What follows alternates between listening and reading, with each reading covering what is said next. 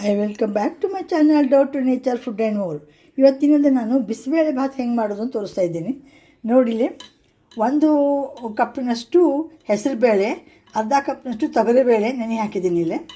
ಆಮೇಲೆ ಇದಕ್ಕೆ 2-3 ಕಪ್ಪಿನಷ್ಟು ಅಕ್ಕಿ ಹಾಕ್ಕೊಂಡಿದ್ದೀನಿ.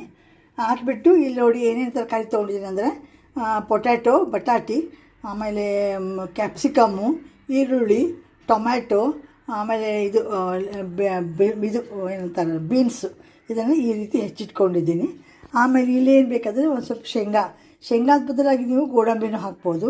ಇಲ್ಲಿ ಒಗ್ಗರಣೆಗೆ ಸಾಸಿವೆ, ಜೀರಿಗೆ, ಕರಿಬೇವು, ಒಣಮೆಣಸಿನ್ಕಾಯಿ, ಆಮೇಲೆ ಅರಿಶಿಣ ಪುಡಿ, ಸ್ವಲ್ಪ ಖಾರ ಪುಡಿ, ಆಮೇಲೆ ಇಲ್ಲಿ ಮನೆಯಲ್ಲೇ ಮಾಡಿದೆ ಬಿಸಿಬೇಳೆ ಭಾತಿನ ಪುಡಿ ಇಟ್ಟಿಟ್ಕೊಂಡಿದ್ದೀನಿ ನಾನೀಗ. ಆಮೇಲೆ ಸ್ವಲ್ಪ ಹುಣಸೆ ಹಣ್ಣು ಏನು ಮಾಡ್ತೀನಿ ನೆನೆ ಹಾಕ್ತೀನಿ. ಹಾಕಿಬಿಟ್ಟು ಮಾಡೋ ಮುಂದೆ ನಿಮ್ಗೆ ಹೆಂಗೆ ಮಾಡಬೇಕು ಅನ್ನೋದು ತೋರಿಸ್ತಾ ಇದ್ದೀನಿ ನಾನು. ನೋಡಿ, ಈಗ ಬೇಳೆ ಈ ಥರ ನುಣ್ಣಗೆ ಬೇಯಿಸಿಟ್ಕೊಂಡಿದ್ದೀನಿ. ಸ್ವಲ್ಪ ನೀರು ಹಾಕಿ ಅಳಕ್ ಮಾಡ್ಕೋಬೇಕು ಇದನ್ನು. ಆಮೇಲೆ ಇಲ್ಲಿ ನೋಡಿ ಅನ್ನ ಕೂಡ ಎಲ್ಲ ಅಕ್ಕಿ ಒಡೆದ್ಬಿಟ್ಟು ಇದನ್ನು ಅನ್ನ ಮಾಡಿಟ್ಕೊಂಡಿದ್ದೀನಿ. ಈಗ ನಾನು ಬಿಸಿಬೇಳೆ ಭಾತ್ಗೆ ಒಗ್ಗರಣೆ ಹಾಕ್ತಾಯಿದ್ದೀನಿ. ನೋಡಿ, ಈಗ 4 ಸ್ಪೂನಷ್ಟು ಎಣ್ಣೆ ಹಾಕಿದ್ದೀನಿ. ಸಾಸಿವೆ ಜೀರಿಗೆ ಹಾಕ್ತಾಯಿದ್ದೀನಿ. ಚಟ್ಟ ಅನ್ನಬೇಕು ಅಂತ ಇದೆಯಲ್ಲ, ಈ ಸುಮಾರಿಗೆ ಶೇಂಗಾ ಹಾಕ್ತಿದ್ದೀನಿ. ಅದೇ ಹೇಳಿದ್ನಲ್ಲಿ ಇಲ್ಲಿ ಬೇಕಂದರೆ ಗೋಡಂಬಿನೂ ಹಾಕ್ಕೋಬೋದು. ಆಮೇಲೆ ಇದಕ್ಕೆ ಇದು ಕರಿಬೇವು ಮತ್ತು ಒಣಮೆಣಸಿನ್ಕಾಯಿ ಹಾಕ್ತಾಯಿದ್ದೀನಿ. ತಾಜಾ ಕರಿಬೇವು ಇದೆ, ಸ್ವಲ್ಪ ಚಟ್ಟ ಅಂತೀವಿ. ಇಟ್ಟು ಹಾಕಿಬಿಟ್ಟು ಇದಕ್ಕೊಂದು ಸ್ವಲ್ಪ ಅರಿಶಿಣ ಪುಡಿ ಮತ್ತು ಖಾರ ಪುಡಿ ಹಾಕ್ತಾಯಿದ್ದೀನಿ. ಎಣ್ಣೆಯಲ್ಲಿ ಹಾಕಿದರೆ ಕಲರ್ ತುಂಬ ಚೆನ್ನಾಗಿ ಬರ್ತದೆ. ನೋಡಿ, ಇಷ್ಟು ಹಾಕ್ಬಿಟ್ಟು ಕೂಡಲೇ ಬಿಟ್ಟು ಅದಕ್ಕೆ ಉಪ್ಪು ಮತ್ತು ಒಂದು ಸ್ವಲ್ಪ ಖಾರ ಪುಡಿ, ಅರಿಶಿಣ ಪುಡಿ ಹಾಕಿ ಅದನ್ನು ಚೆನ್ನಾಗಿ ಒಂದು ಸ್ವಲ್ಪ ಮುಚ್ಚಿಟ್ಟು ಬೇಯಿಸ್ಕೊಂಡೆ. ಆಮೇಲೆ ಅದಕ್ಕೆ ಬೆಂದ ಬ್ಯಾಳಿ 2 ಕೂಡಿಸಿನಲ್ಲ ನಾನು, ಹೆಸರುಬೇಳೆ ಮತ್ತು ತೊಗರಿಬೇಳೆ ಕೂಡಿಸಿದ್ದು ಇದಕ್ಕೆ ಹಾಕಿದ್ದೀನಿ.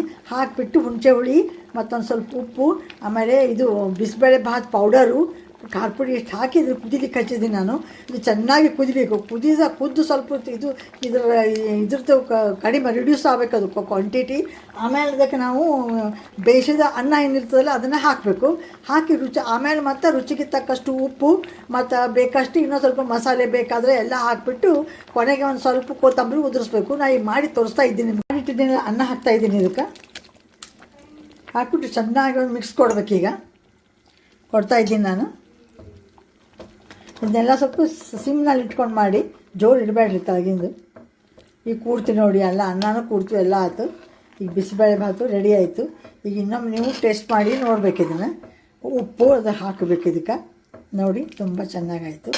ಕುದಿಬೇಕಿದೀಗ. ನೋಡಿ, ಈಗ ಆಗಿದೆ. ಇದಕ್ಕೆ ಸ್ವಲ್ಪ ಕೊತ್ತಂಬರಿ ಸೊಪ್ಪು ಉದುರಿಸ್ಬೇಕು. ಆಮೇಲೆ ಮೇಲೆ ಒಂದು 2 ಚಮಚದಷ್ಟು ತುಪ್ಪ ಹಾಕಬೇಕು. ಇದಕ್ಕೆ ಹಾಕ್ತಾಯಿದ್ದೀನಿ ನೋಡಿ, ನಾನು ಈಗ ತುಪ್ಪ ಹಾಕ್ತಾಯಿದ್ದೀನಿ.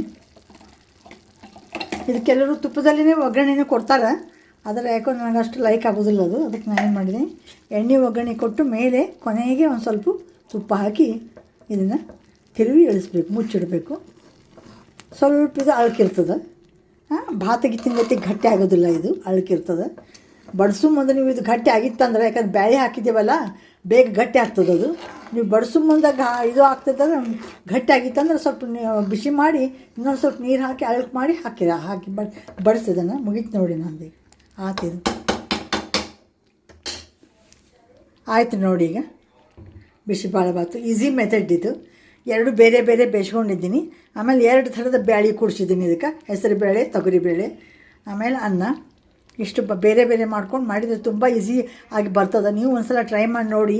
ಚಲೋ ಅನಿಸಿ ನನಗೊಂದು ಲೈಕ್ ಮಾಡಿ, ಶೇರ್ ಮಾಡಿ, ಕಮೆಂಟ್ ಮಾಡಿ, ಸಬ್ಸ್ಕ್ರೈಬ್ ಆಗಿ. Thank you very much for watching my channel. Thank you.